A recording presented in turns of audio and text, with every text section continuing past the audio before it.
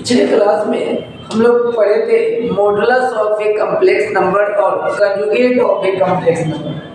आज हम लोग पढ़ेंगे कि क्लास 11th का है कॉम्प्लेक्स नंबर से, class 11th complex number chapter से एक टॉपिक आज हम लोग निकालना सीखेंगे कि argument of a complex number. आज हम लोग जो टॉपिक पढ़ेंगे वह है argument of a complex number. Argument of a complex number, इसको हिंदी में हम लोग कहते हैं सम्मिश्र संख्या का गुणक।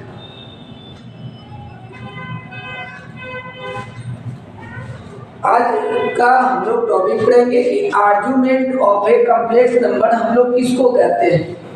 जरा डिफिनीशन देखिएगा कि the argument of a complex number, the argument of a complex number, argument या इसको इस ढंग से लिख सकते हैं द आर्गुमेंट और amplitude of a complex number z is equal to x plus i y. कोई भी कॉम्प्लेक्स नंबर यदि z is equal to x plus i y हो और वह is the value of theta satisfying two equation cos theta is equal to x by root under x square plus y square and sin theta is equal to y by root under x square plus y square। आपका क्या करता है कि कोई भी complex number z is equal to x plus i y हो और यदि वह थीटा के किसी भी वैल्यू को cos थीटा और sin थीटा ये दो इक्वेशन को यदि सेटिस्फाई करे तो वह आपका आर्गुमेंट या एम्पलीट्यूड ऑफ कॉम्प्लेक्स नंबर कहलाता है। इसको हम लोग डिनोट करते हैं, इट इज डिनोटेड बाय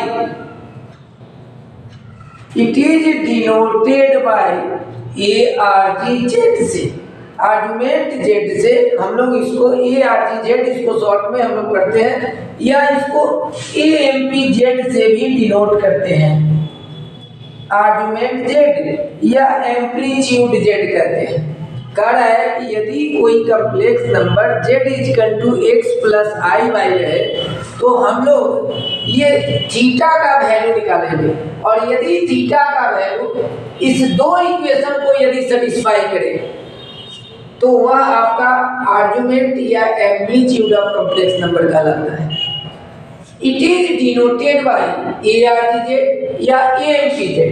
जरा इसको हम लोग एक देखते हैं कि ये मान लेते हैं कि रियल है और ये इमेजिनरी है और यहाँ पर कोई वैल्यू है z is equal to x plus i, ये ओरिजिन है। तो इससे जब हम इसको थोड़ा देर के लिए p मान लें, इससे जो हम मिलाते हैं और यहाँ पर जो एंगल फॉर्म होता है, ये जो आपका एंगल फॉर्म हो रहा है यही आपका argument of a complex number कहलाता है। Argument of a complex number, ये जो एंटी क्लॉकवाइज डायरेक्शन में जो आपका ये एंगल बन रहा है इसको हम लोग कहते हैं argument of a complex number. इसको हम लोग इस ढंग से लिख सकते हैं कि angle made by OP, angle made by OP with the positive direction of x axis, यानी कि एक्स एक्सिस के डायरेक्शन में जो पॉजिटिव एंगल बनाता है वही आपका क्या कहलाता है, axis. Known as argument of a complex number, इसी को हम लोग argument of a complex number भी बोलते हैं। ये जो एंगल बनाया इसको हम लोग argument of a complex number बोलते हैं। अब है कि आर्गुमेंट जो होते हैं वो मेनली टू टाइप्स के होते हैं। एक होता है जनरल वैल्यू ऑफ आर्गुमेंट और दूसरा होता है principal value of argument. Argument जो होते हैं वो मेनली टू टाइप्स होते हैं। यहाँ पर हम लोग देखेंगे कि टाइप्स ऑफ आर्गुमेंट। अभी हम लोग को बताए कि आर्गुमेंट जो होते हैं वो मेनली टू टाइप्स के होते हैं। पहला को हम लोग कहते हैं जनरल वैल्यू ऑफ आर्गुमेंट और दूसरा को हम लोग कहते हैं principal value of argument. Principal value of argument या इसी को हम लोग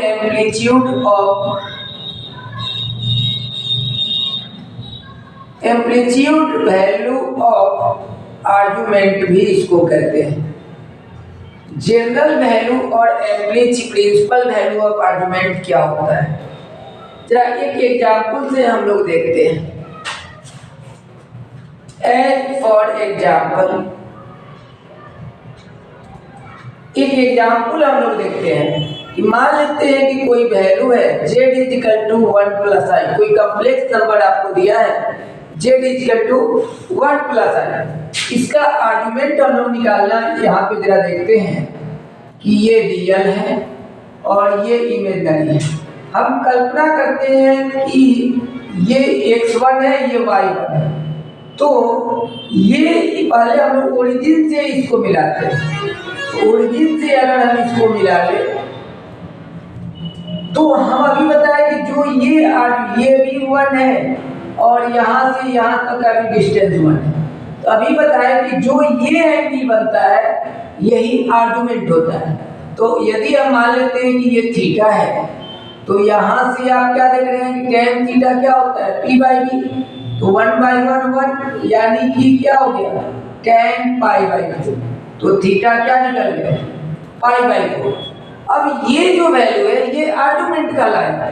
लेकिन जैसे अब अगर कहा जाए कि आर्गुमेंट ऑफ थीटा आपका π/4 हो गया, लेकिन जनरल वैल्यू ऑफ अगर कहा जाए कि जनरल वैल्यू ऑफ आर्गुमेंट इसका क्या होगा, तो जनरल वैल्यू ऑफ आर्गुमेंट निकालने के लिए हम लोग क्या करेंगे कि आर्गुमेंट z प्लस 2k π, जहाँ k इंटीजर होता है 2k π, आर्गुमेंट z यहाँ पे क्या निकाल लिए हम लोग π/4 और इसमें 2k π, यदि k का वैल्यू 1 2 3 इस ढंग से पुट कर दे, यदि 1 पुट करते हैं तो यह हो गया 2π। एलसीएम ले लीजिएगा तो ये क्या हो गया 9π/4। तो अब आपसे क्या कहा कि यदि जनरल वैल्यू ऑफ आर्गुमेंट या प्रिंसिपल वैल्यू ऑफ आर्गुमेंट, पहले हम लोग जनरल वैल्यू ऑफ आर्गुमेंट निकालने के लिए प्रिंसिपल वैल्यू ऑफ आर्गुमेंट निकालते हैं और उसमें 2k π जोड़ दीजिएगा तो वो जनरल वैल्यू ऑफ आर्गुमेंट हो जाता है।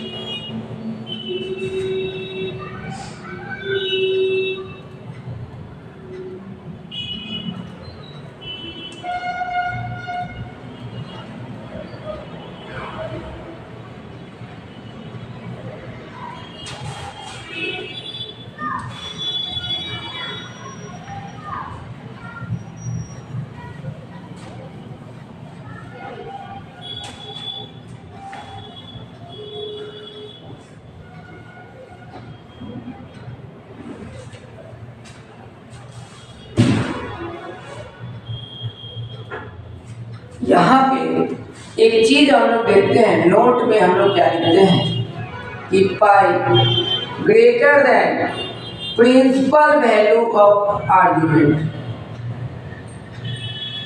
पाई greater than principal value of argument, principal value of argument,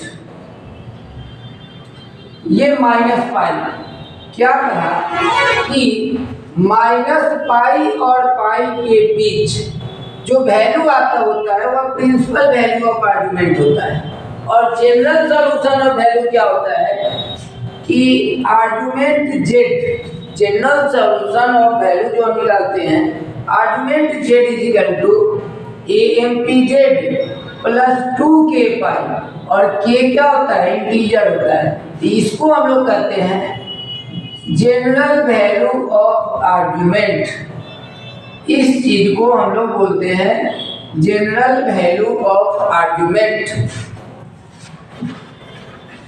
note में एक चीज हम लोग हमेशा देखें, ये नोट में था फर्स्ट, ये है सेकेंड, थर्ड में आपका क्या करता है नोट में कि कोई भी ये जो आपका आर्गुमेंट देख रहे थे, तो यदि एंटी क्लॉकवाइज डायरेक्शन में अगर हम लोग वैल्यू फर्स्ट और सेकेंड क्वाड्रेंट का जो आर्गुमेंट होता है वह एंटी क्लॉकवाइज डायरेक्शन में इसका हम लोग एंगल करते हैं, तो ये आपका पॉजिटिव होता है। तो लिखिएगा first second quadrant, first second quadrant of a complex number, first और second quadrant of a complex number will be have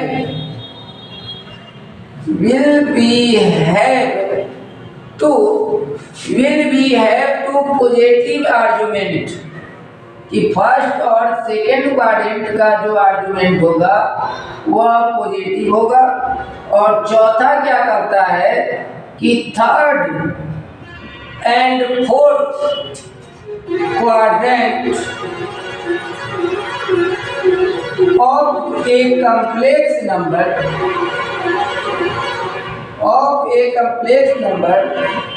will be have to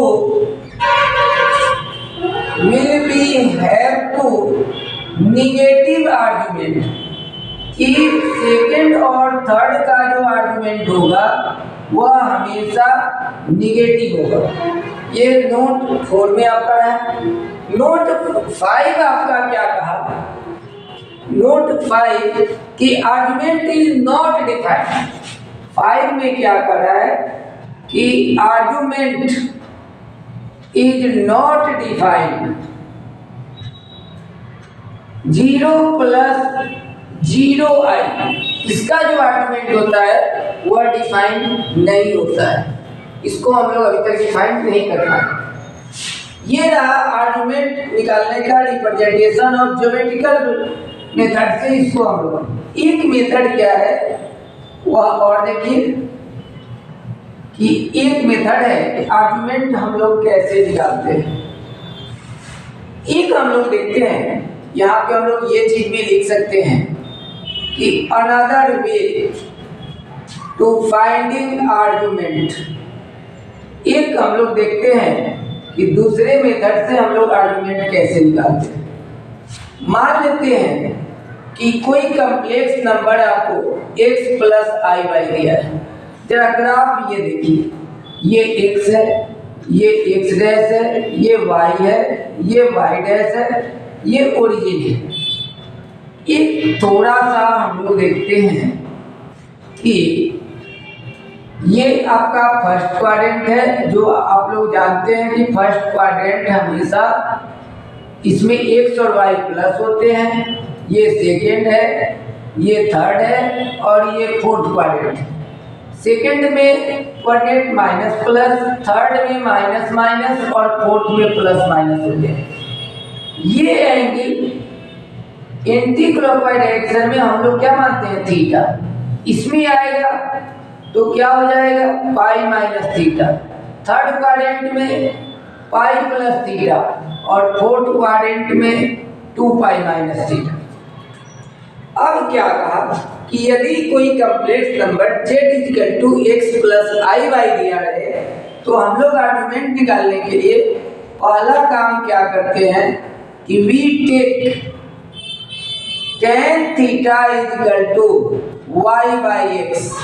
हम लोग पहला काम क्या करेंगे कि tan theta equal to y by x लेते हैं and find the value of theta, और यहाँ से हम लोग थीटा का वैल्यू निकालेंगे। पहला काम कि यदि कोई कम्प्लेक्स नंबर दिया रहे तो हम लोग tan theta equal to y by x से थीटा का वैल्यू निकालते हैं। उसके बाद हम लोग क्या करेंगे, then find in which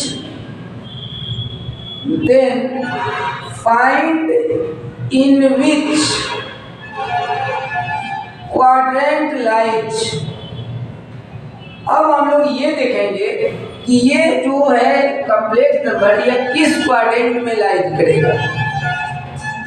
तो तीसरा कहता है कि if point lies in first, second, third and fourth, then argument will be यदि फर्स्ट में लाइज करेगा तो आर्गुमेंट थीटा, सेकेंड में लाइज करेगा तो पाई माइनस थीटा, थर्ड में लाइज करेगा तो पाई प्लस थीटा, और फोर्थ में लाइज करेगा तो आर्गुमेंट 2 पाई माइनस थीटा होगा। अब इसको एक एग्जाम्पल से हम लोग और क्लियर कर लेते हैं। एज फॉर एग्जाम्पल मान लेते हैं कि z equal to 1 plus root 3 है, तो यहाँ पर x भी 1 है और y है रूट 3। पहला काम हम लोग को क्या करना है कि tan थीटा हम लोग y बाई एक्स लेंगे, तो y का वैल्यू रूट 3, x का वैल्यू है 1, तो tan थीटा में रूट 3, tan 60 का वैल्यू होता है, और यहाँ पे हम रेडियन में इसको लिखते हैं, तो थीटा क्या हो गया पाई बाई 3। आप यहाँ क्या देख रहे हैं कि x भी पॉजिटिव है, y भी पॉजिटिव है, तो प्लस प्लस जो होता है वह आपका फर्स्ट क्वाड्रेंट में लाइज करता है। Since point lies in first quadrant, जैसे पॉइंट फर्स्ट क्वाड्रेंट में लाइज करेगा तो आर्गुमेंट जो होगा वह थीटा, और थीटा हम लोग निकाले हैं पाई बाई 2।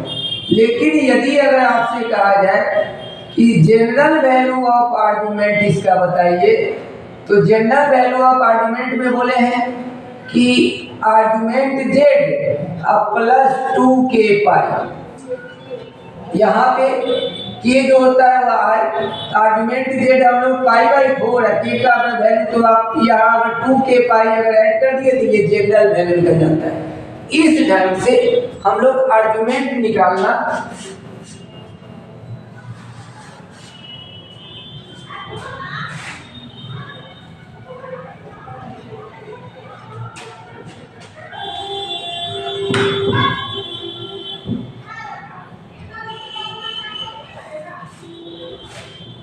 उसके बाद अब जरा देखिएगा प्रॉपर्टीज ऑफ आर्गुमेंट। आर्गुमेंट का प्रॉपर्टी जो होता है, पहला कि आर्गुमेंट यदि z1 इंटू z2 हो तो वह argument z1 plus argument z2 के इक्वल होगा। दूसरा कि आर्गुमेंट z1 बाई z2 हो तो यह argument z1 minus argument z2 होता है। तीसरा कि यदि आर्गुमेंट z के पावर n हो तो n इंटू आर्गुमेंट z होता है। इस ढंग से हम लोग इसका प्रॉपर्टीज को देखते हैं। तो आज हम उम्मीद करते हैं कि आप लोगों से कि आर्गुमेंट ऑफ कॉम्प्लेक्स नंबर आसानी से आप लोग निकालेंगे। अब आगे के क्लास में हम लोग फिर पोलर फॉर्म पढ़ेंगे, कंजुगेट पढ़ भी चुके हैं, तो polar form of a complex number आगे की क्लास में हम लोग देखेंगे।